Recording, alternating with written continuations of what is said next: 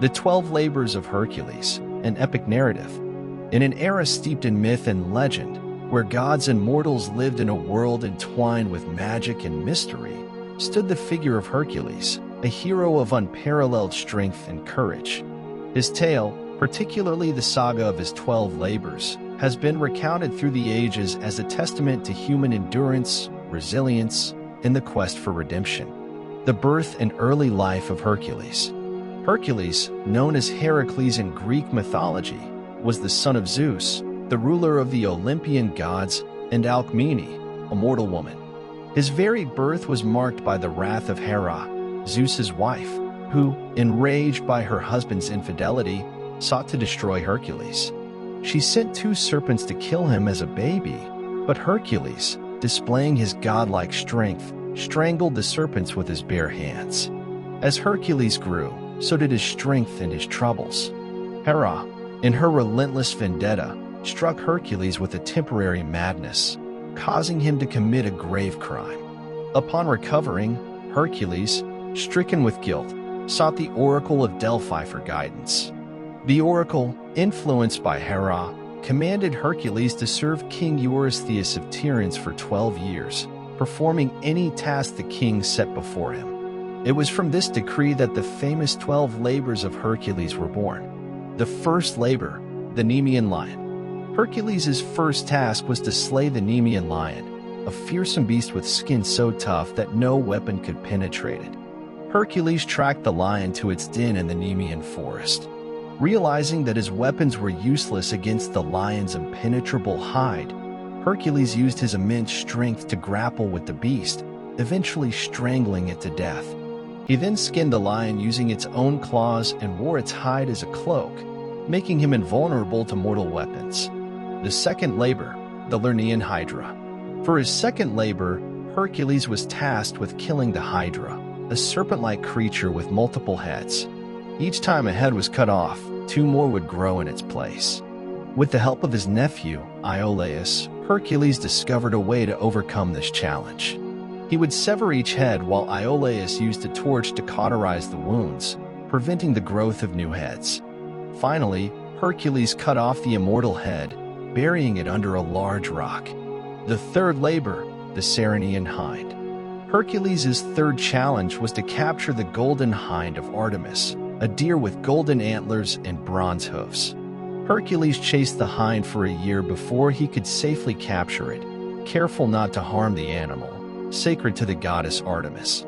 He eventually caught it and, explaining his quest to Artemis, was allowed to take the hind to Eurystheus.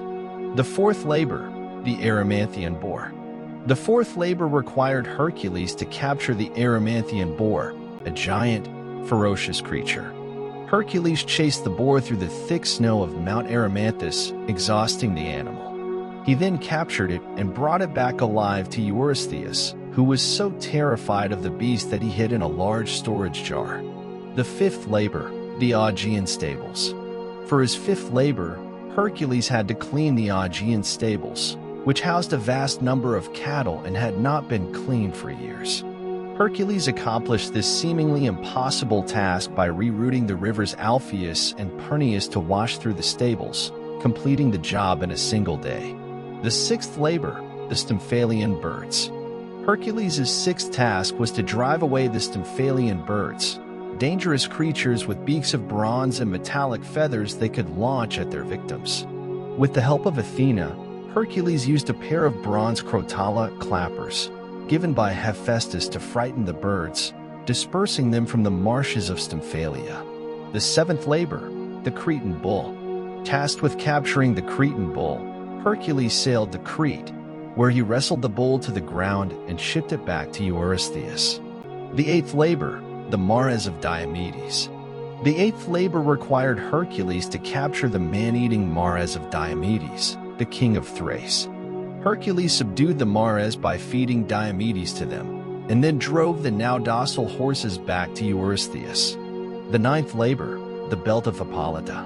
Hercules was sent to retrieve the belt of Hippolyta, the queen of the Amazons. Initially, Hippolyta was willing to give Hercules the belt, but Hera, disguised as an Amazon, spread a rumor that Hercules was there to kidnap the queen. In the ensuing battle, Hercules, thinking he had been betrayed, killed Hippolyta and took the belt. The 10th labor, the cattle of Geryon. For his 10th task, Hercules had to bring back the cattle of the monster Geryon, who lived on the island of Erythea. Hercules killed Geryon and his two-headed dog, Orthrus, driving the cattle back to Eurystheus.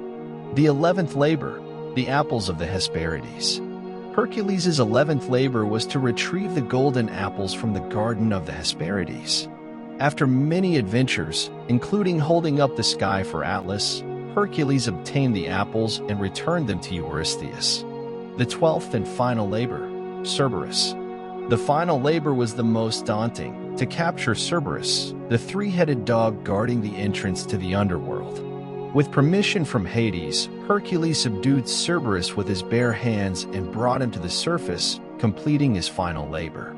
The legacy of Hercules. After completing the 12 labors, Hercules performed many other feats and adventures, becoming a symbol of strength, perseverance, and heroism. His labors represented not just physical challenges but also a journey of redemption and transformation, embodying the enduring human spirit's capacity to overcome the impossible. The tale of Hercules and his 12 labors, rich in mythic grandeur and heroic deeds, has been retold through generations, cementing its place as one of the most iconic stories in all of mythology. It serves as a reminder of the timeless virtues of strength, courage, and resilience in the face of adversity.